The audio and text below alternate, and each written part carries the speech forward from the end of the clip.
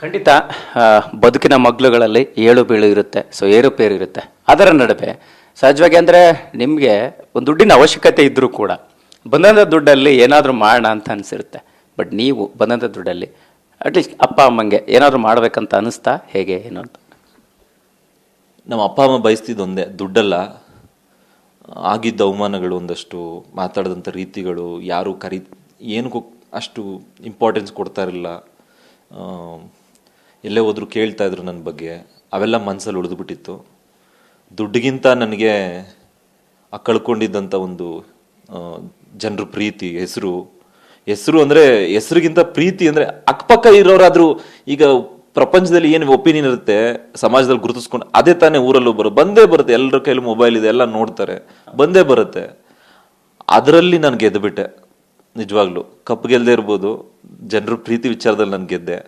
ಅಷ್ಟೆಲ್ಲ ನನಗೆ ಭಿಕ್ಷೆ ಕೊಟ್ಟಿರೋ ಜನರಿಗೆ ಆ ಋಣ ನನ್ನ ಮೇಲಿತ್ತು. ಅಷ್ಟು ಜನಕ್ಕೆ ಒಬ್ಬ ಬಡವನ ಕಷ್ಟ ಒಬ್ಬ ಬಡವನ್ಗೆ ಅರ್ಥ ಆಗುತ್ತೆ. ನಮ್ಮನೆಲ್ಲ ಆರೋಗ್ಯ ಸಮಸ್ಯೆ ಬಂದಾಗ ಏನು ಬೇಕಾದ್ರೂ ಹಳ್ಳಿಲಿ ಊಟಕ್ಕೆ ಸಮಸ್ಯೆ ಇರಲ್ಲ. ಈಗೆಲ್ಲ ಸೊಸೈಟಿಲಿ ಒಂದಷ್ಟು ಅಕ್ಕಿ ಕೊಡ್ತಾರೆ, ಗದ್ದೆಲ್ಲಿ ಹೋಗಿ ಏನೋ ಒಂಚೂರು ಸೊಪ್ಪು ಕಿತ್ಕೊಬರ್ತೀವಿ, ನಡೆಯುತ್ತೆ.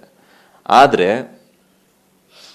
ಊಟಕ್ಕೆಲ್ಲ ಹೆಲ್ತ್ಗೆಲ್ಲ ತೊಂದರೆ ಬರ್ತಿತ್ತಲ್ಲ, ಆ ರೀತಿ ಅನ್ಕೊಂಡು ಮಾಡಬೇಕು ಅನ್ನಿಸ್ತು, ಮಾಡಿಬಿಟ್ಟೆ. ಮೊದಲೇ ಹೇಳಿದ್ದೆ ನಾನು ಮನೆ ಒಳಗೇನೆ. ಪ್ರತಾಪ್ ಕಪ್ ಗೆದ್ರೆ ಸರ್ ಒಂದು ಕ್ವಶನ್ ಕೇಳಿದ್ರು, ಏನೋ ಮಾತು ಕೇಳ್ತಿದ್ದಾರೆ ಅಂತ ಎಲ್ಲ ಮನೇಲಿ ಅಂತ, ಓ ಹಂಗ ಓ ಹಿಂಗ ನನಗೆ ಕೊಟ್ಬಿಡು ಬೇಡ ಅಂತ ಎಲ್ಲ ಅಂತಿದ್ರು.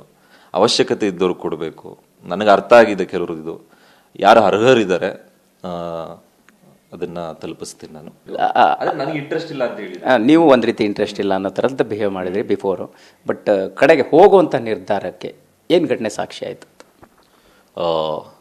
ನನಗೆ ಆತ್ಮೀಯರು ಕಷ್ಟ ಕಾಲದಲ್ಲಿ ನಿಂತವ್ರು ಒಂದಿಬ್ರು ಹೇಳಿದ್ರು. ಒಂದಷ್ಟು ಜನ ಬೇಡ ಅಂದ್ರೆ ಒಂದಿಬ್ರು ಹೇಳಿದ್ರು ಸ್ಟ್ರಾಂಗ್ ಆಗಿ, ಹೋಗಿ ರವಿಯವರು ಅಂತಿದ್ದಾರೆ, ನಿಮಗೆ ಪರಿಚಯ, ನಾನು ಒಳಗಡೆ ಇದ್ದಾಗ ಸಾಕಷ್ಟು ಮಾತಾಡಿದ್ದೀರಿ. ಅವ್ರ ಹೆಂಡತಿ ಚಿನ್ನ ಎಲ್ಲ ಇಟ್ಟು ಒಂದಷ್ಟು ಸಹಾಯ ಮಾಡಿದ್ದಾರೆ ನನಗೆ. ಏನು ಗೊತ್ತಿಲ್ಲ, ಪರಿಚಯ ಇಲ್ಲ, ಸಂಸ್ಥೆ ನಡೆಸ್ಬೇಕಾದ್ರೆ. ನಮಗೆ ಬೆನ್ನೆಲುಬಾಗಿ ಕಷ್ಟ ಕಾಲದಲ್ಲಿ ನಮ್ಮ ಹತ್ರ ದುಡ್ಡು ಇಲ್ದಿದಾಗ ಯಾರು ನಿಲ್ತಾರೆ, ಹೆಸರು ಇಲ್ದಿದಾಗ ಯಾರು ನಿಲ್ತಾರೆ, ಅವ್ರು ನೆನೆಸ್ಕೋಬೇಕು. ಅವ್ರು ಹೇಳಿದ್ರು ಒಂದು ಮಾತು, ಹೋಗಿ ಸರ್ ನಾನು ನಿಮ್ಮ ಮೇಲೆ ನಂಬಿಕೆ ಇದೆ. ಯಾರು ನಂಬದಿದಾಗ ನಂಬಿದ್ರು. ಆಮೇಲೆ ಅವ್ರು ಆ ತಂಡ ಕೂಡ ಅದೇ ರೀತಿ ಮಾತಾಡ್ಸಿದ್ರು ಕೂಡ. ಇಲ್ಲ ಬನ್ನಿ, ಏನೂ ಇಲ್ಲ. ನನಗೇನು ಭಯ ಇತ್ತು ಅಂದರೆ ಕರ್ಕೊಂಡೋಗಿ ಏನಾದರೂ ಬೇರೆ ಥರದಲ್ಲಿ ಆಗ್ಬಿಡುತ್ತೆ, ಒಂದಷ್ಟು ನಂಬಿಕೆನೇ ಇರಲಿಲ್ಲ. ಅದು ಸಂಪೂರ್ಣವಾಗಿ ಬದಲಾಗೋಯ್ತು ನನಗೆ. ಸಂಪೂರ್ಣ ಅಂದರೆ ಸಂಪೂರ್ಣವಾಗಿ ಬದಲಾಗೋಯ್ತು.